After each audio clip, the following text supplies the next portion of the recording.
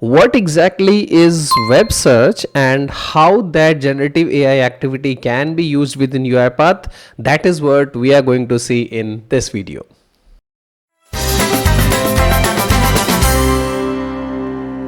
Hi everyone, welcome back to the next video in the UiPath Generative AI pack, where we are discussing and building a use case in a step-by-step manner, and the activity which we have chosen today is the web search activity. My name is Mukesh Kala. I am a 5 times UiPath MVP, certified solution architect, and also a LinkedIn top voice. I have shared my LinkedIn details on the page. Feel free to send a connection request. Happy to be part of your network. Also, we have a small WhatsApp community which you can scan the QR and join the WhatsApp community as well to get the latest notification from the channel. And you can also ask your doubts or any queries which you have in the learning journey. With that, let's get started. Prior to this video, we have already covered all of these videos which you see on the screen. So in case you are absolute beginner and have no idea or want to explore any other use case, feel free to refer to these videos. The playlist link is available in the description. Okay, so the format today would be simple, right? We are going to start with the introduction to the web activity. We are going to discuss a lot of use cases and we are going to implement a couple of those into the UiPath Studio. And then I would request you guys to follow along and build more use cases with this activity. Okay. So let's go to the theoretical part first so that we understand the background. So first of all, what is this activity? So web search is an activity which is available into the generative AI pack and which is helping us to search the internet by just writing a natural query language. All of these connections are still established by the integration services. So as a developer, I don't have to worry much. I just have to connect my generative AI activity as we have been doing, and this also follows the same approach. There are something which as a developer you should know before getting started. The first thing is search engine. So you have an option to currently change the search engine into the activity, and as of now the only option available is the Google custom search. However, in future we would have more options in the drop down. Then there would be a query which is called a search text box. That is the natural language query which you have to search. And then when it comes to the output, we can have the formatted results into some kind of text which can contain URL, which can contain snippet, which can also contain title. So basically this is an activity. Think of this like that. You have an automation piece where you want some of the latest information. That information cannot be available into the knowledge base, or that information is only available on the internet. So in all those scenarios, we are going to utilize the web search activity. Whenever I need something very latest which is not available into the knowledge base, I use the web search activity, and now that opens a huge lot of use cases. Some of them let's discuss. The first one is retrieve the official website of a company, right? So I'm working as an RPA developer and we often need to access the company website. So for example, I'm creating an Excel sheet where I have all the popular RPA tools, AI available, Agentic AI which is available, and I want to get their official email addresses for all these websites. Now one idea is that I go to the internet, search one by one and get those data. However, with this activity I can just write a prompt and I can get all this information because the website URL would be available into the Google because it is using the web search, right? That's the one use case. The other use case is find the release date of the latest UiPath Studio version, right? So today we are recording this video in 2025 May, right? And I want to know that what was the last update which has happened. And this information cannot be available into the knowledge base. This information would be only available into the UiPath docs, into the UiPath forum. So with this, I can simply write a prompt such as latest UiPath Studio release, and then I can just provide the site name and I will get an output saying that, hey, this is when the latest output was available or the latest version was available, right? The other thing could be check the date of next public holiday in India. Now if you see here, I am not mentioning the next public holiday in June, July or August. I am just specifying a prompt saying that give me the next public holiday in India. Now GenAI is intelligent enough to understand that what is my current date, and based on that it is going to give me the next public holiday. So kind of this is very dynamic, which is going to internet and getting this information for you.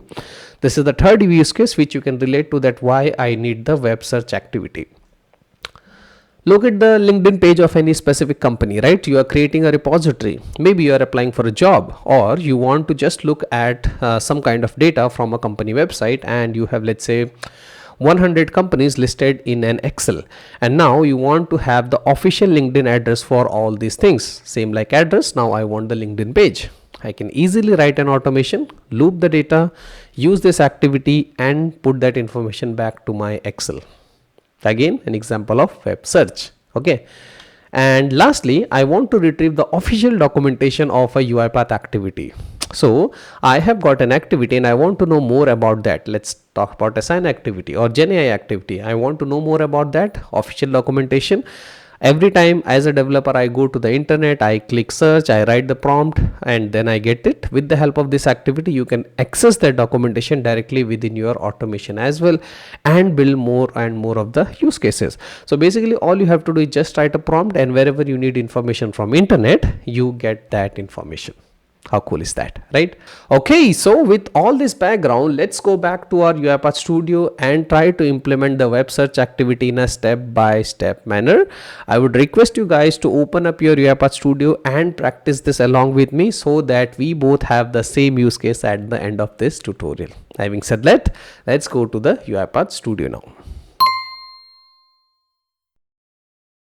Okay, so I am back to my UiPath Studio, and this is the same solutions, guys, where we have been building all these automations. You can also start with a new sequence and get started, right? So I'll just go here and I'll go to the new, and I'll create a new sequence. I'll call this as web search GenAI underscore activity, right? That's what we are going to explore today. And our sequence is ready, right? So now the first thing first is I'll go to the activities and I'll just search here something which is called web search, right? I already have the integration services dependency added to the project. In case it is not added already by you, you can still go to this button, click on this one, which is the preview available, and search for web search here like this. Drag and drop this activity into the canvas, and it will automatically add the dependencies for you, right? Which we have already seen, right? So now this is the activity, guys, which we have been talking about, which is the web search activities. I'll collapse this as well, and maybe let's try to increase the size. Yeah, okay. Now in this activity, the first thing first you will notice is that I already have my connection which is added to the generative AI pack. In case you don't have that, click on the setting button and click on this guy which says add new connection, and you can change that. As I was mentioning while I was discussing the slide, you can always go here and change the search engine. As of now, we only have the Google custom search, but you always has an option to change that. Okay. Now let's talk about the properties. If I go here and click on the properties, this has only two properties. One is the formatted results and the other one is the web search, right?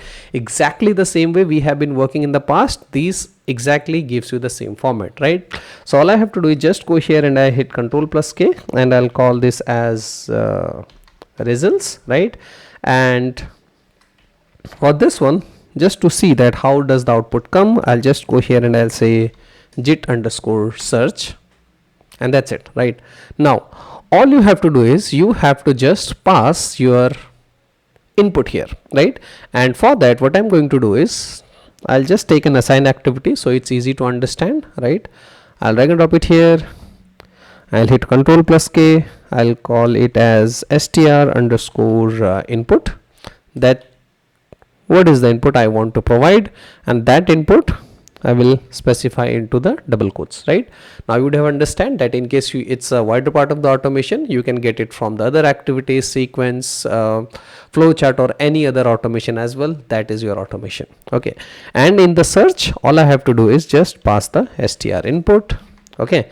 And then after that, what I'm going to do is I'll just use a log message activity, log message. I'll set it to info level log, and here I'll just print the results which we have just created into the web search, which is this one. And if everything works as expected, we should get the results directly here, right? Okay, so we have seen a couple of use cases, so let's try to explore some of them. So let's say today I am building a use case where I want to know the official website of particular company. Okay, so I'll just go here and I'll specify a prompt, right? This is my prompt. I'm just maximizing it so that all of us can see. So I can say here that give me the official website for, let's say, OpenAI, right? That's what I wanted to do today. You can again OpenAI, UiPath, anything you can put it here, and all of this will come from the Google search. So what would happen in the background? This will go to the Google, it will search there, and whatever the output is coming, that output you are going to get back into your UiPath Studio. Okay, so I'll just save this, go here and just say, maybe we can just first run it in the debug mode and try to analyze the output as well, right? That is important. So I'll just go here and I'll say debug the file. So if everything works as expected, the input going is to go there, it was quick, it went to the web search, and the outputs are populated. As a developer, you can always go to the locals and see what is happening, right? So this is where our output variable was, and you can see here, this is the output which we have got into the snippet, right? So this is the complete thing which we are getting. So I can just into the JIT search, which is the JIT search, I can just expand this, right? And here you would have all the results, right? So as you can see that into the formatted results, there is something which is called raw view, and all the 10 items are available for you here into the results, right? So in case you want to only this URL, you can use the JIT search.rawview.url, depending on your implementation, whatever you require. But what happens if I just go here and I say continue? I can just go to the output, and into the output, let me just scroll up, you can see that all of these details, whatever I was seeing in the breakpoint, is now available for me here, which is that the title is OpenAI, this is the URL. I can just copy it, take it to a notepad file, right? And here it is, right? So basically I have got this complete result into the string variable, which is like that the title is OpenAI, openai.com, and this is the snippet. Then you have also got the platform, then you have the OpenAI. So it is simply like searching the Google, and it is giving you all these details into the title, into the snippet, and all these details. Depending on the use case, you can get this extracted information. However, if you would have noticed, right, that my objective was to only get the URL, and that URL I can get in two ways, right? First of all, I can just read this, I can just say that give me the top one, or the other one is I can use that the other one, which is the sorry, my bad, if I go to the web search, you have something which is called the JIT search, and the JIT search variable was something of this type, but it has that data into a proper dictionary, so we can always go and get that information from there. So let's try to do that. Okay, so I'll just go and I'll run this in the debug mode. And guys, this is important for us because whenever you are working on any application or any activity, you should know that what output you need, and chances are there that you might not always get the output in the format what you require, right? So this thing is important, right? And for that, I'll again go back to the locals, right?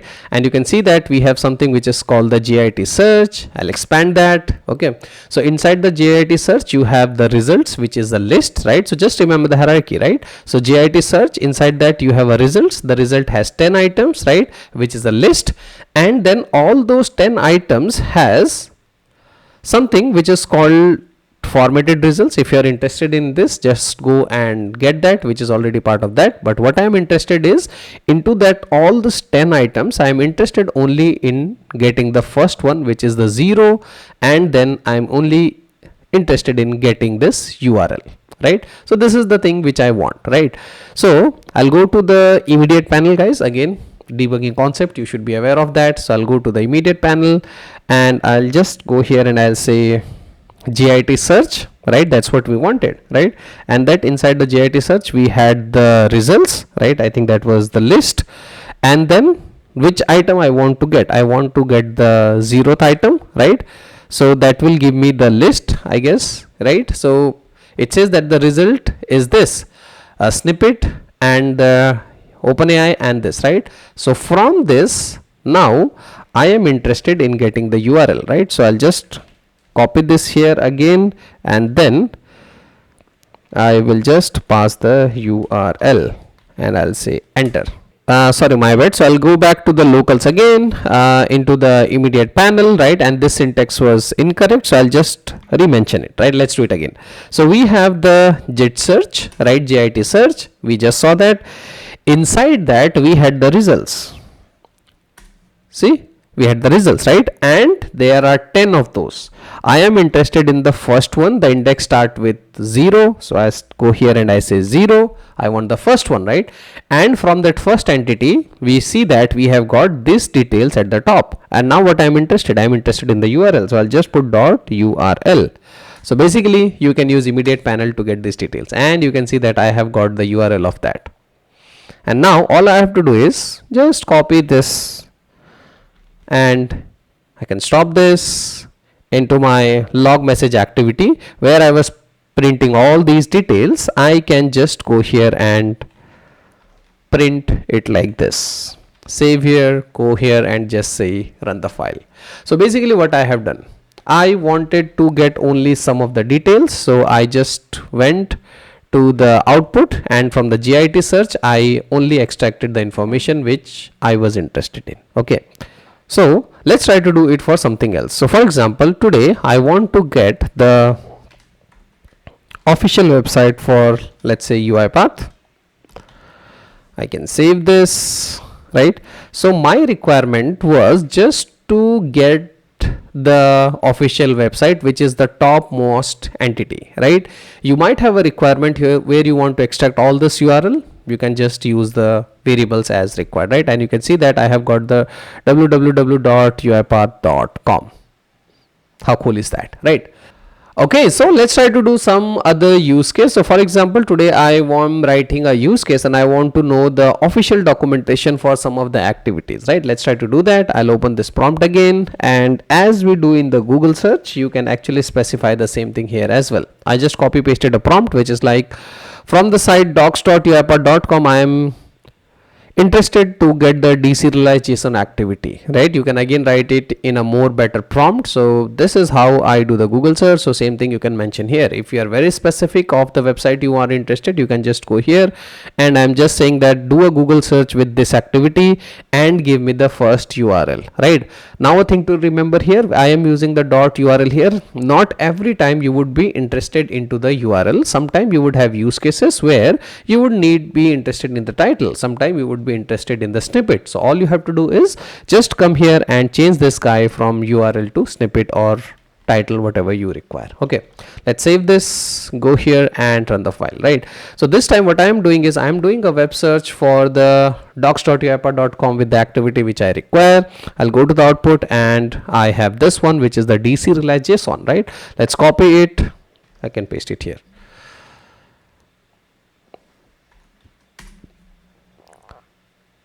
How cool is that, right? So basically I was able to do a Google search with activity, right? So now depending on this, you can now actually utilize to build a lot of other use cases, right? And I believe that now you have got a couple of more ideas. You can use it to get the latest news, right? You can use it to get the stock prices. You can use it to get other information which is latest on the internet, right? You can access the URL and then from the URL you can extract more information. with the help of again RPA, right? And that would be our next use case, where we are going to see that what other activities we have into the web which we can utilize, right?